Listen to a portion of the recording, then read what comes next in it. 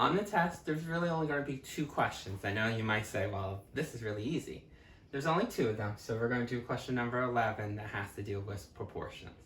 Now again, it'll just say solve the equation. It's not going to mention that this is a proportion. You got to keep that in your back pocket, that you know that if the entire left side is one fraction, nothing on the outside of the fraction bar, everything's inside, and the entire right hand side is a fraction, and it's separated by an equal sign, you can do proportions to get rid of those fractions.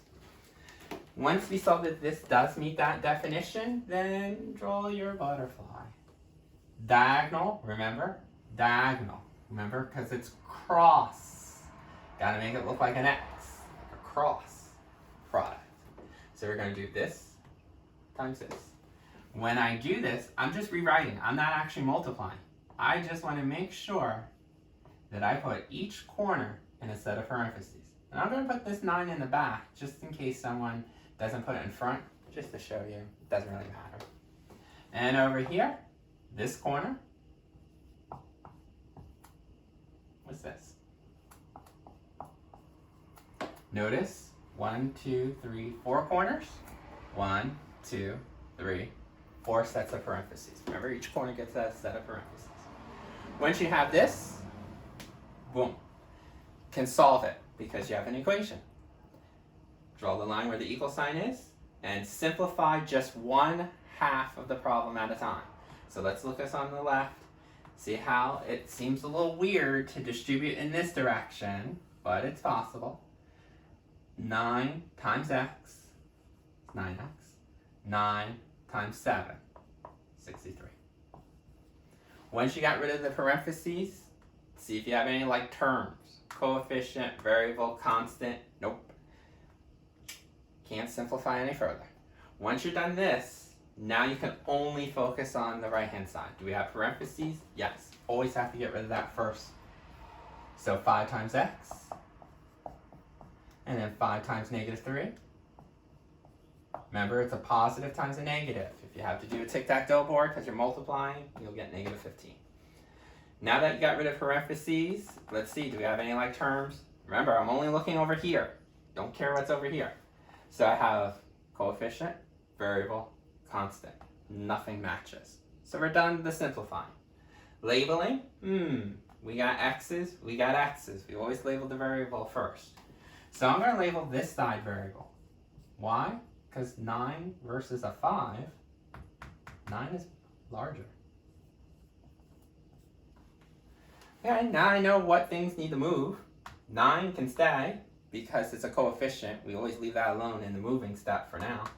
The x is a variable. It gets to stay on the variable side. This 63 is definitely not a variable, so you got to move it.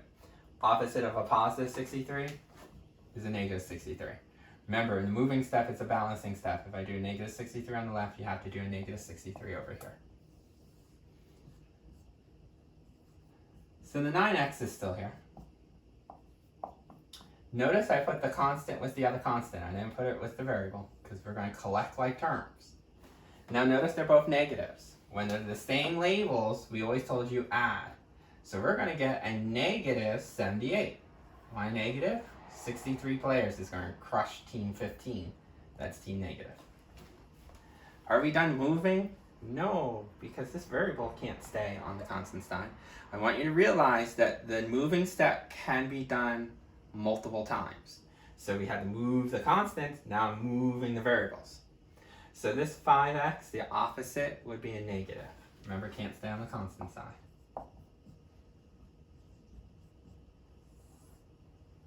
So positive, negative, remember, it's always collecting is circling. So positive and a negative, subtract. 9 players will beat team of 5, so it's going to be a positive 4x.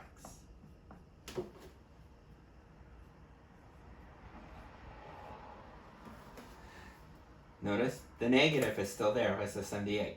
These are added inverses, they cancel out. Finally, get rid of the 4. How do we get rid of a 4? Since it's a coefficient, and there's no coefficient side, we have to do our final step, the divorcing. So I'm going to divide this side by 4. I'm going to divide this side by 4. That way I get x equals. Now you got to be careful. This does not divide out evenly. If you put it in your calculator, you'll get a decimal point. What you should really do is that you want to leave this as a fraction, but reduced. How can we reduce this? Well, hopefully you remember that 4, if you do a tree diagram, is 2 times 2. Now 78, I know a lot of you are going like, wait, what is 78? What times what? Well, just know that it's an even number, so at least you know you can divide it by 2. So when you divide that by 2, you should get 39. And then you ask yourself, can I break down 39? And then you might say, yes, 3 times 13. Remember, this is not prime, so you want to have all prime numbers.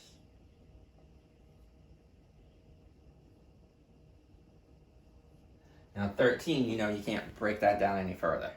So for me to simplify, I see if there's any factor on top that matches the same factor at the bottom. Remember, factors, multiplication. So notice I have a 2 on top, that matches a 2 on the bottom. When you reduce, you can only cancel 1 on top with 1 on the bottom. So what's left over is 3 times 13, which we already talked about, is 39, and a 2.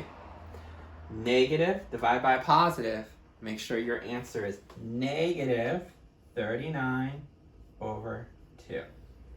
Remember, we prefer our answers to be written as a fraction.